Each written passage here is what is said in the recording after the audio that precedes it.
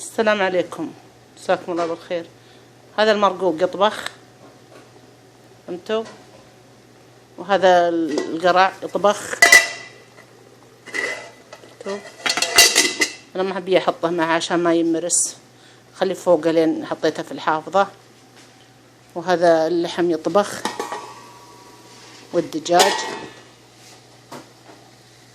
هذه كشنة الرز، كشنة تهبل اللي حطيتها فوق الرز جت تهبل زين طعمها.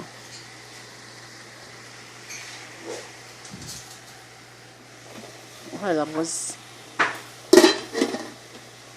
شفتوا يا حبايبي؟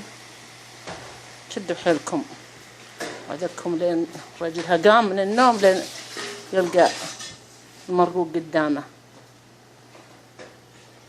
ولين جا من دوامه لين كل شيء قدامه زين.